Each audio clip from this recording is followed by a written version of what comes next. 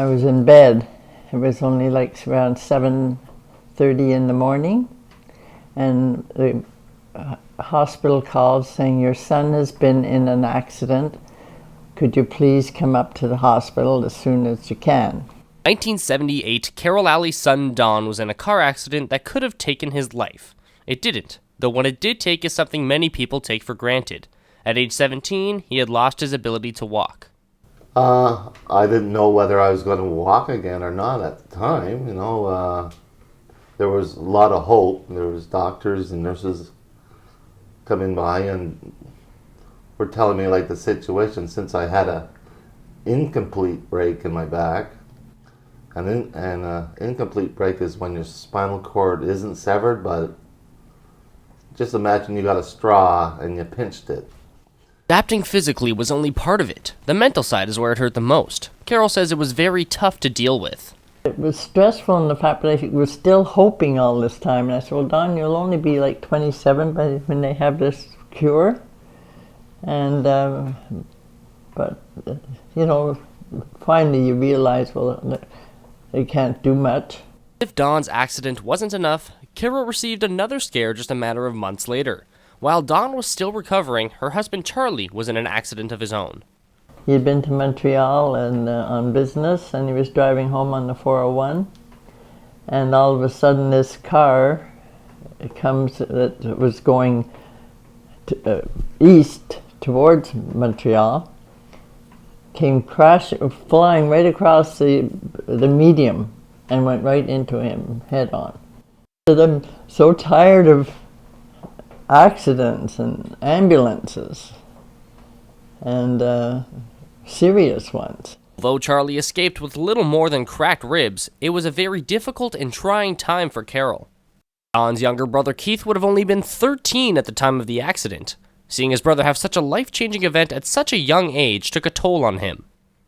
You're in shock, right? Because you see people in wheelchairs and stuff like that, and it's not a pleasant kind of life to have to go through. And you always have the best hope that he's going to come through it and that he'll be okay. It's a long waiting time, a long waiting game. You have to wait and see. That time, Keith couldn't possibly know what was in store for him. I heard something that wasn't too good from one of the police officers saying that this kid doesn't have a chance. And sort of put myself in a bit of shock. I couldn't get up because my leg was sort of so smashed up and wrapped around the other leg, and my wrist was broken, and my feet were both broken. And tragedy had struck again for the Alley family. Just 8 years after Don's accident, Keith was in one that on the surface appeared to be much worse. He was the passenger on a motorcycle when the bike was hit and he was sent flying. About 150 feet, in fact, along Main Street in Brampton. It was yet another nightmare for Carol. When we went up to the hospital, oh, he was such a mess.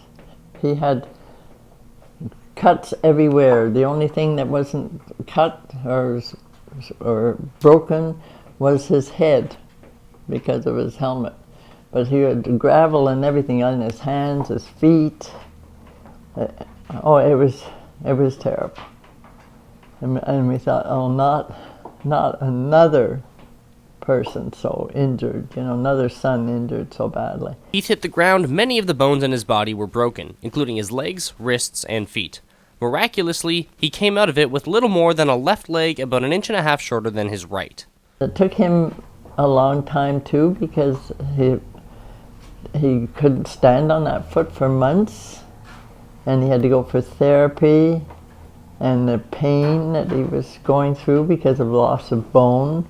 Despite the second tragic accident, Carol did her best to stay positive. The thing is, you have to cope. You think, well, at least he's alive, which was amazing when he was thrown that many feet. Been through a similar accident, Don initially thought the worst for his brother. And the biggest scare was when the ambulance got there and took Keith and Joe out of the hospital. They had a blanket like over their head, and I was thinking the worst, as he's no longer around anymore. But I found out it was for keeping them warm, but it was sure a scare at the time. Two accidents did a number on both Carol and Charlie, but Keith and Don recognize what their parents went through.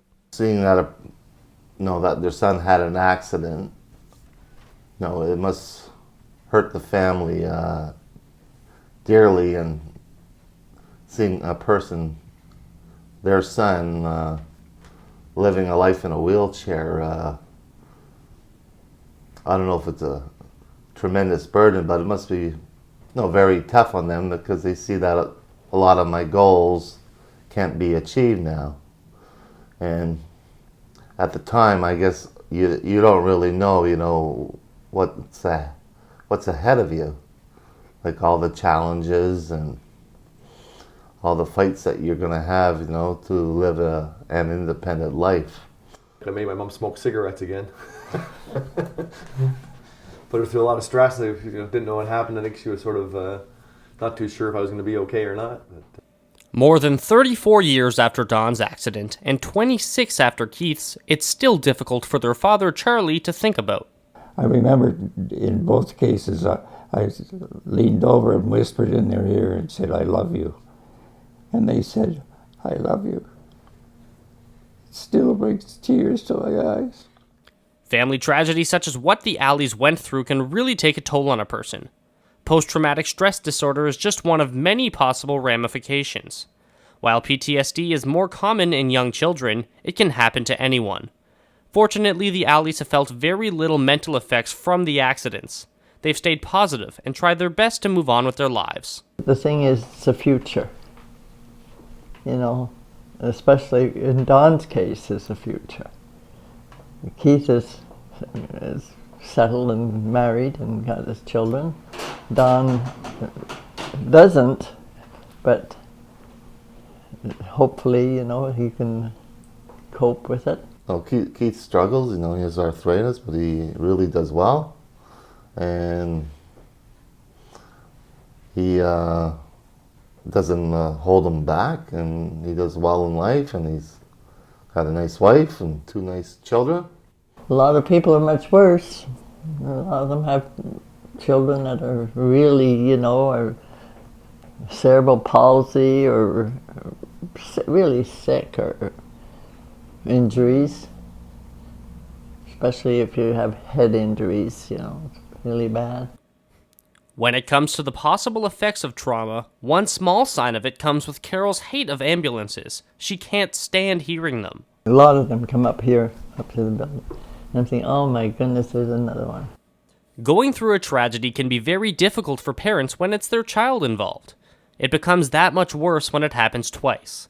But the resilience and positivity of Carol Alley and her family, even after what they've been through, is inspirational.